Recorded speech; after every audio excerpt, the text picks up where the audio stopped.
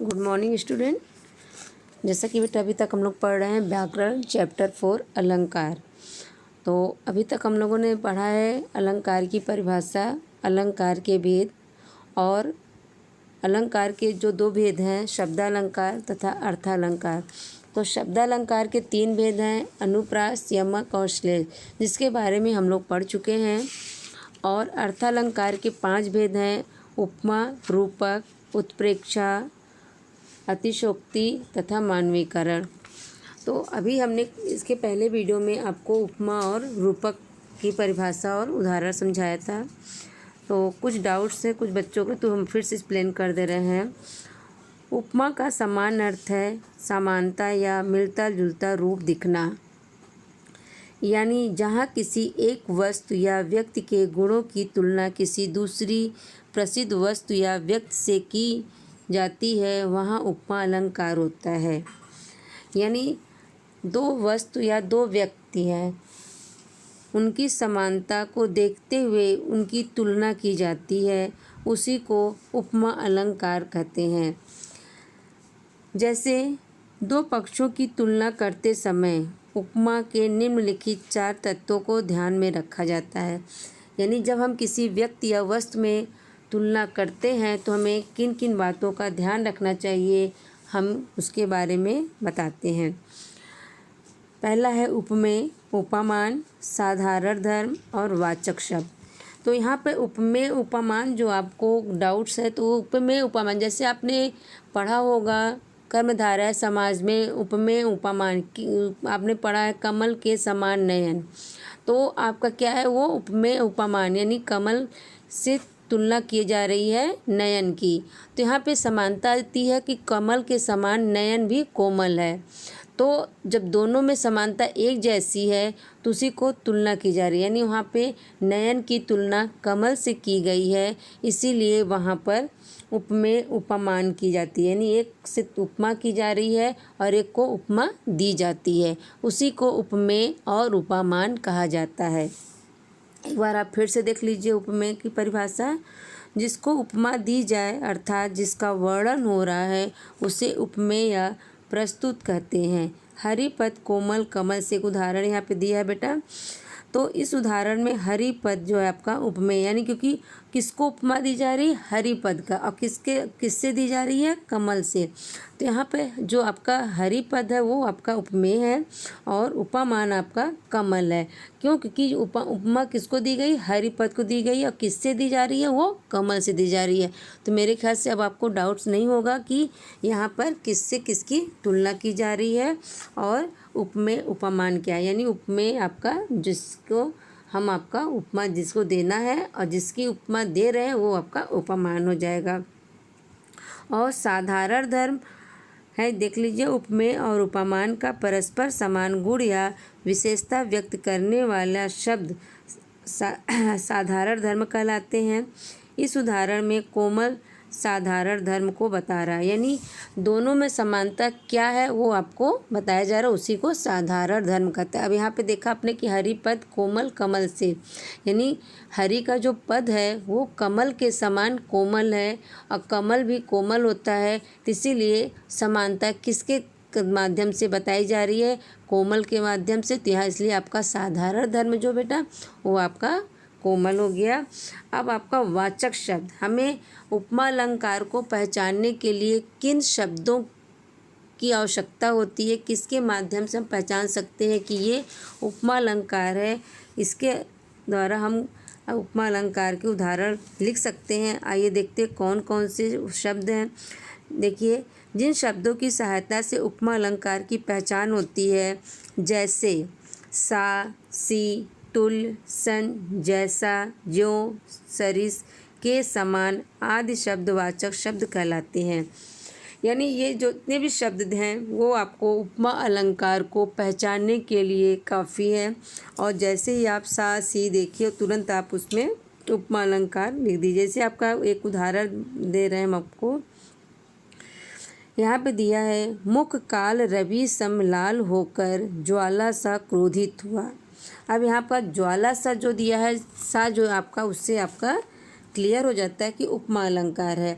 अब यहाँ पे उसको हम आपको क्लियर कर दें कि यहाँ पर आपका जो है, यहाँ क्रोध की अधिकता के कारण अर्जुन के लाल रंग के चेहरे की तुलना प्रातःकालीन सूर्य और अग्नि की लपटों से की गई है। यानी ये उस समय की बात की जा रही है जब अभिमन्यु को मारा गया उसमें चक्रव्यूह में। तब उस समय अर्जुन काफ़ी क्रोधित हुए थे और इतना ज़्यादा क्रोधित हुए थे कि ऐसा लग रहा था कि उनका चेहरा बिल्कुल सूर्य के समान दिखाई दे रहा है, या अग्नि की जो लपटें होती उनके समान दिखाई दे रहा है। किसके तरह दिख रहा है? ज्वाला सा। यहाँ पे आपको ज्वाला से दिखा रहा था कि वो बिल्कुल इतना ज़्यादा क्रोधित हैं कि वो बिल्कुल प्रातःकालीन सूर्य और अग्नि की लपटों के समान दिखाई दे रहा है, तो इसीलिए वहाँ पे ज्वाला सा बताया जा रहा है। ऐसे बहुत से उदाहरण हैं, आप देखिएगा जहाँ पे भी इन शब्दों का प्रयोग हुआ है उसे ही आप अपना उपमा अलंकार रखिएगा। उसके बाद आता है रूपक अलंकार। अब रूपक अलंकार अभी आपने देखा बेटों कि जहाँ पे हम उपमा दे रहे हैं या उपमा कर रहे हैं उस पे आपका उपमा अलंकार है, वहाँ पर उपमेय उपमान कर दे रहे हैं। लेकिन रूपक अलंकार में जो दो वस्तु है या दो व्यक्ति हैं उनमें समानता इतनी अधिक होती है कि उनमें अंतर बताना या तुलना करना संभव नहीं होता है। इसीलिए यहाँ पर उपमेय में उपमान का अभेद कर दिया जाता है, उसी को उपरूपक अलंकार कहते हैं। जैसे हम आपको एक इजी उदाहरण बताते हैं। जैसे आपके पास दो पेन हैं और दो पेन सेम कलर, सेम नाम, सेम चीज़ें दिखा रहा है, तो उसमें आप अंतर नहीं बता सकते हैं कि दोनों पेन में क्या अंतर है। उसी तरह रूपक में दो व्यक्ति, दो वस्तु ऐसे हैं जो आपको समान रूप दिखाई दे रहा है, उसमें कोई अंतर आपको दिखाई नहीं दे रहा है, उसी को रूपक अलंकार कहते हैं। और उसी को कहते हैं कि अभेद में, उपमेय में उपमान का अभेद कर दिया गया है। मेरे ख्याल से आपको यहाँ तक समझ में आ गया होगा। और जैसे हमने आपको एक उदाहरण बताया था कि शशि मुख पर घूंघट डाले, आंचल में दीप छुपाए। अब यहाँ पे देखिए मुख में जो है आपका शशि का अभेद आरोप है। शशि मतलब आपका होता है चंद्रमा और मुख है नहीं। यहाँ पर मुख जिस तरह चंद्रमा अपने आप को बादल में छिपाता है, उसी तरह मुख अपना लोग घूंघट में डाले रहते हैं। बिल्कुल सेम समानता दिखाई दे रही, इसीलिए यहाँ पे रूपक अलंकार है। हम आपको एक इजी और बता दे रहे हैं। मैया मैं तो चंद्र खिलौना ली हूँ। यहाँ चंद्रमा उपमेय में खिलौना उपमान का अभेद कर दिया। यानी अगर बच्चा जैसे कहता मैया मैं तो चंद्र खिलौना ले, तो उसे वो खिलौना जो चाहिए वो चंद्रमा ही चाहिए खिलौने के रूप में। तो यहाँ पर समानता इतनी अत्यधिक है कि रूपक अलंकार को दर्शाता है। और उसके बाद आता है उत्प्रेक्षा अलंकार। उत्प्रेक्षा अलंकार में जहाँ भिन्न होते हुए भी समानता प्रकट करने के लिए उपमेय में उपमान की कल्पना या संभावना की जाए, वहाँ उत्प्रेक्षा अलंकार होता है। यानी जहाँ पर भिन्नता होते हुए भी समानता प्रकट करता है, वहीं पर उपमेय उपमान की कल्पना या संभावना की जाए, वहाँ उत्प्रेक्षा अलंकार है। यानी इस उदाहरण में जहाँ पर कल्पना की जाए या जहाँ पे संभावना लगाया जाए, वहाँ उसे ही उत्प्रेक्षा अलंकार कहते हैं। तो जैसे उपमा अलंकार को पहचानने के लिए सा, सी, तुल्य, सरिस आदि के द्वारा हम पहचानते हैं, उसी तरह उत्प्रेक्षा अलंकार को भी पहचानने के लिए कुछ निर्धारित शब्द हैं। जैसे मनु, मनो, मानो, मनहु, जनु, जानो, जनहु, जानहु आदि, ज्यों त्यों, ये सब आपका उत्प्रेक्षा अलंकार को पहचानने के लिए। तो यहाँ पर जैसे भी हमने आपको बताया कि अर्जुन इतने ज़्यादा क्रोधित थे कि उनका चेहरा लाल रंग का दिखाई दे रहा था, तो ये काल्पनिक चीज़ें हैं, क्योंकि सूर्य के समान किसी का चेहरा दिखाई नहीं देता है, ये सिर्फ एक काल्पनिक है। हम उससे उपमा दे सकते हैं। तो जहाँ पर हम उपमा दे रहे हैं या कल्पना कर रहे हैं या संभावना कर रहे हैं कि उसके समान होगा, अब उस भिन्नता है क्योंकि उसके मुख जो है वो सूर्य के समान लाल नहीं है, लेकिन हम क्या कर रहे हैं, उसमें भिन्नता है, लेकिन हम उसको समानता इसलिए दे रहे हैं कि वो इतना ज़्यादा क्रोधित है अर्जुन की उसी के समान दिखाई दे रहे हैं। इसलिए यहाँ पर उपमेय उपमान की कल्पना की जा रही है कि उसके समान ऐसा है। इसलिए यहाँ पर हम कल्पना और संभावना कर रहे हैं कि जब अर्जुन अभिमन्यु की मृत्यु की खबर सुनते तो इतना ज़्यादा क्रोधित होते कि उनका चेहरा बिल्कुल सूर्य के समान दिखाई दे रहा है या आग की लपटों सा दिखाई दे रहा है। तो हम सिर्फ कल्पना कर रहे हैं, यहाँ पे संभावना दर्शा रहे हैं। तो इसी कारण आपका ये उत्प्रेक्षा अलंकार है। और उत्प्रेक्षा अलंकार को पहचानने के लिए सबसे आसान शब्द है मनु, मनो, मानो, मनहु, जनु, जानहु, जनहु, जानहु शब्दों का प्रयोग अवश्य होता है। यानी जितने शब्द हमने आपको अभी बताया है उतने शब्द दिखाई दे रहे हैं आपको, तो आपका उत्प्रेक्षा अलंकार है। जैसे इधर देखिए, उधर साथ ही दिया भरत ने उत्तर, मानो एक एक दो हुए जिन्हें एकादश जानो। अब यहाँ पे देखिए कौन कौन से दिया है, मानो भी दिया है, जानो भी दिया है। ये दोनों ही आपको उत्प्रेक्षा अलंकार को दर्शाता है। तो इसलिए मेरे ख्याल से आपको उत्प्रेक्षा अलंकार पहचानने में आसानी हो जाएगी। और एक उदाहरण हम आपको बता दे रहे हैं। कहती हुई यूं उत्तरा के नेत्र जल से भर गए, हिम के कणों से पूर्ण मानो हो गए पंकज नए।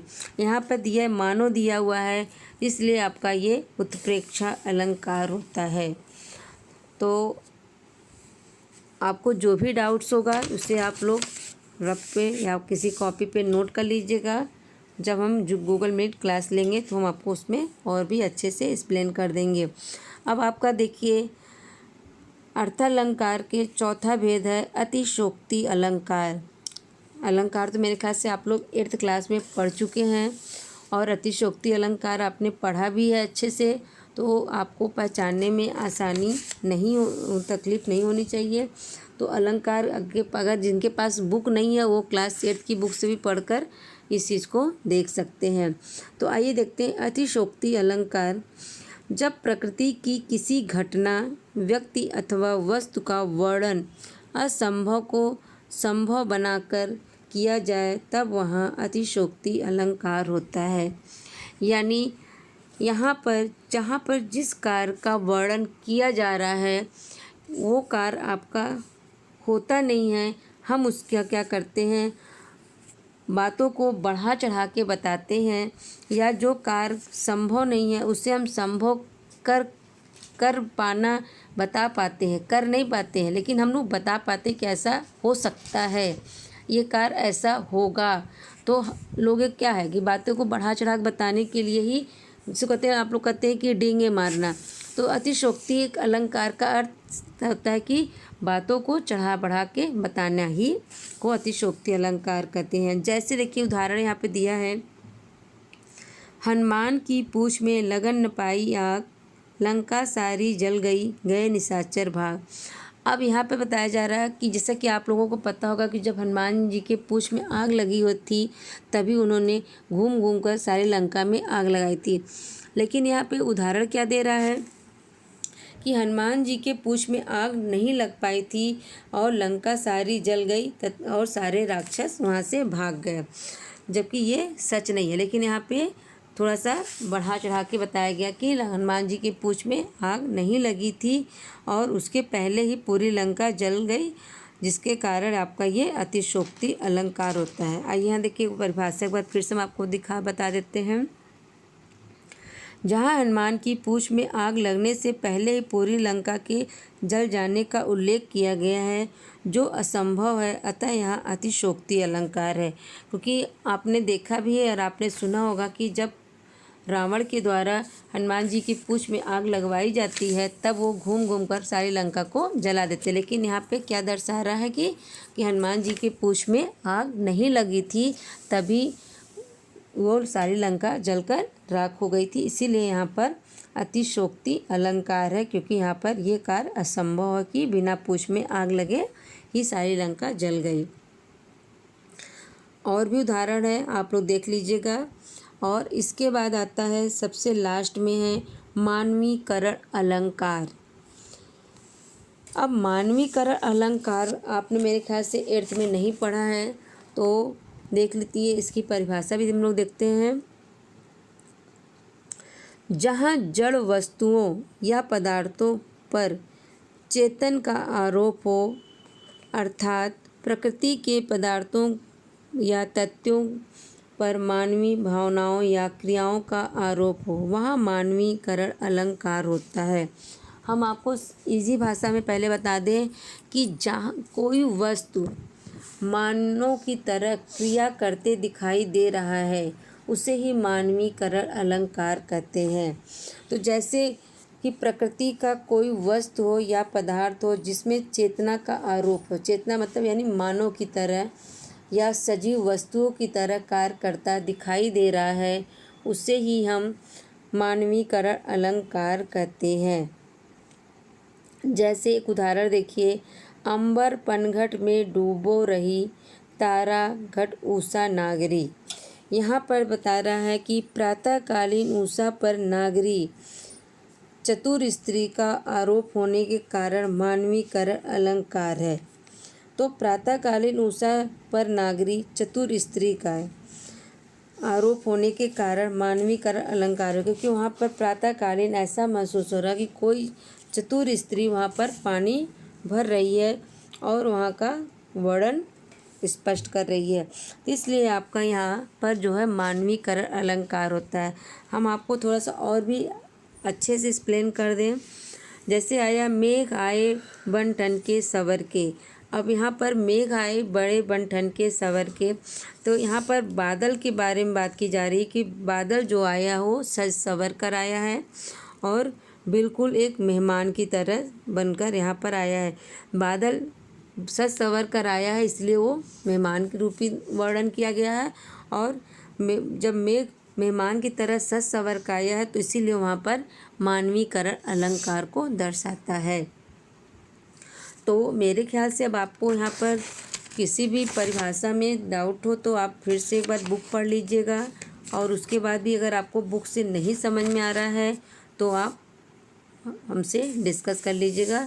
अब इसके अगले वीडियो में हम आपसे डिस्कस करेंगे विभिन्न प्रकारों में सूक्ष्म अंतर, यानी जो कई ऐसे अलंकार होते हैं, ऐसे बहुत से उदाहरण होते हैं, उसमें 2 अलंकार होते हैं, और ऐसे तो कुछ उदाहरण होते हैं जिसमें थोड़ा सा अंतर होने के कारण अलग अलग अलंकार के भी नाम दर्शाते हैं। तो इसके बारे में हम लोग अगले वीडियो में पढ़ेंगे, और कौन कौन से में अंतर आ सकता है हम आपको ये भी बता दें। जैसे यमक और श्लेष में अंतर आ सकता है, उपमा और रूपक में आ सकता है, उपमा और उत्प्रेक्षा में आ सकता है। तो ये हम अगले वीडियो में पढ़ेंगे, और उसके बाद कुछ एक्सरसाइज हम आपको बताएंगे और आपको बता भी देंगे कि कैसे है ये एक्सरसाइज यहाँ पर दर्शाता है, कैसे ये एक्सरसाइज के नाम यहाँ पर होने चाहिए। अगर आपको और भी अच्छे समझना है तो आप अपनी बुक उठाइएगा, पूरा बुक जितने भी एक्सरसाइज हैं पूरा पढ़ लीजिएगा, और मेरे ख्याल से आपको अच्छे से समझ में भी आ जाएंगे। एक बार हम आपको पूरे चैप्टर का फिर से विस्तार से एक बार परिभाषा बता देते हैं, आप लोग इसको ध्यान से सुनिएगा। जैसे अलंकार काव्य के सौंदर्य में अभिवृद्धि करते हैं, यानी अलंकार जो है आपका काव्य के सौंदर्य में अभिवृद्धि यानी काव्य की सुंदरता को बढ़ाते हैं, उसे अलंकार कहते हैं। अलंकार के 2 भेद होते हैं, शब्दालंकार और अर्थालंकार। वर्णों की आवृत्ति यानी शब्दालंकार के 3 भेद होते हैं और अर्थालंकार के 5 भेद होते हैं। वर्णों की आवृत्ति यानी एक वर्ण की आवृत्ति जहाँ पर बार बार होती है उसे अनुप्रास अलंकार कहते हैं। एक शब्द का भिन्न अर्थ में एक से अधिक बार प्रयोग किए जाने वाले पर यमक अलंकार होता है। जहाँ एक शब्द एक ही बार प्रयुक्त हो पर उस संदर्भ में भिन्न अर्थ दे, वहाँ श्लेष अलंकार होता है। अत्यंत सादृश्यता के कारण एक वस्तु या प्राणी की तुलना दूसरी प्रसिद्ध वस्तु या प्राणी से करने वाले पर उपमा अलंकार होता है। जहाँ अत्यंत समानता के कारण उपमेय पर उपमान का आरोप कर अभेद कर दिया जाए, वहाँ रूपक अलंकार होता है। उपमेय में उपमान की संभावना में उत्प्रेक्षा अलंकार कहलाता है। जहाँ जड़ पर परिवर्तन का आरोप हो वहाँ मानवीकरण अलंकार होता है। जहाँ किसी वस्तु, पदार्थ अथवा कथन को बढ़ा चढ़ाकर प्रस्तुत किया जाए वहाँ अतिशयोक्ति अलंकार होता है। अप्रस्तुत के माध्यम से प्रस्तुत का कथन अन्योचित अलंकार को सूचक यानी मानवीकरण अलंकार होता है। तो मेरे ख्याल से सारे अलंकार आपको अच्छे समझ में आ गया है और कल हम आपको फिर से थोड़ा सा एक्सप्लेन करके और इसमें अंतर और बताएंगे और ऐसे बहुत से उदाहरण हैं जिसमें 2 अलंकार हैं, हम आपको भी बता देंगे। तो आप लोग इस वीडियो को ध्यान से सुनिएगा, जो भी डाउट्स है उसे नोट कर लीजिएगा। तो ये वीडियो बेटा यहीं पे समाप्त करते हैं। Thank you.